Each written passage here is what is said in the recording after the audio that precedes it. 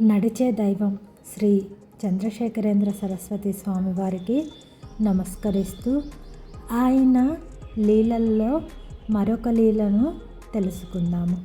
ఈరోజు మనం పూజ ప్రసాదం అనే భాగాన్ని కథను తెలుసుకుందాము. 1945లో పరమాచార్య స్వామివారు మయూరంలో మకాం చేసున్నప్పుడు దగ్గరలోని అనై తాండవపురంలో చంద్రమౌళేశ్వర పూజ చేస్తున్నారు. పూజ పూర్తయిన తర్వాత ప్రసాదం పెట్టడానికి మఠం ఏనుగుని పూజా స్థలానికి తీసుకురమ్మని ఆదేశించారు స్వామివారు.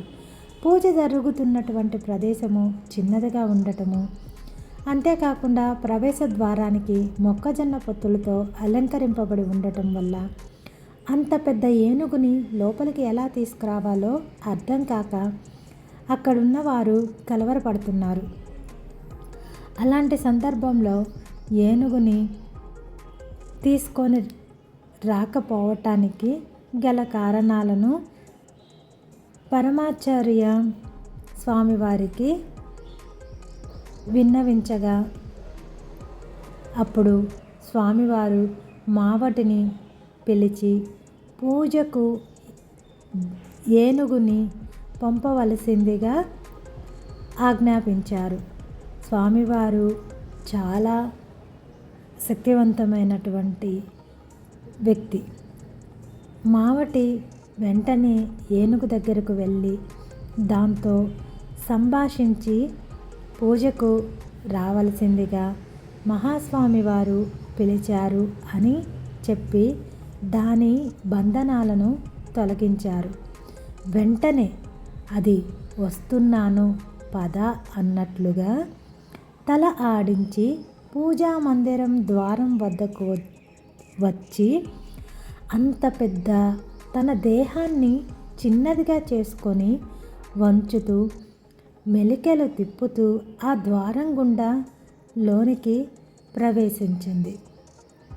పూజ పూర్తి అయ్యేదాకా అక్కడ నిశ్శబ్దంగా నిలబడి తర్వాత ఎలా అయితే లోపలికి వచ్చిందో అలాగే బయటకు తిరిగి వచ్చింది. నిజంగా సాక్షాత్తు పలికే దైవం పిలిచినప్పుడు ఇలాంటివి జరుగుతాయి అనుకుంటా. ఏనుగు స్వామివారి మాటలను విని అలా ప్రవర్తించటం చూసి అక్కడున్న వారందరూ పారవస్యంతో అలా చూస్తూ నిలబడిపోయారు. స్వామివారు ఆజ్ఞకు ఆ ఏనుగు స్పందించిన విధానము ఇప్పటికీ ఎప్పటికీ ఆశ్చర్యచకితం కాదు. ఎందుకంటే దైవం రూపంలో తిరుగుతున్నటువంటి అలాంటి సాక్షాత్ కామాక్షి అమ్మవారు ఎన్ని లీలలో మరికొన్ని లీలలను మరో ఎపిసోడ్లో తెలుసుకుందాము.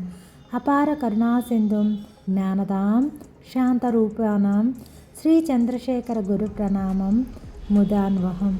సాక్షాత్ నడిచే దైవం కంచి పరమాచార్య లీలలు విన్నా ధర్మం మన వెంట ఉన్నట్లే.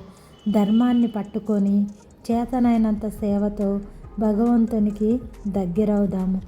నిత్యము క్షణము ధర్మాన్ని పట్టుకొని మనందరికీ ఆచరణాత్మకమైనటువంటి జీవన శైలిని సూచించిన చంద్రశేఖరేంద్ర సరస్వతి స్వామి వారి పాదాలకు నమస్కరిస్తూ ముగిస్తున్నాను.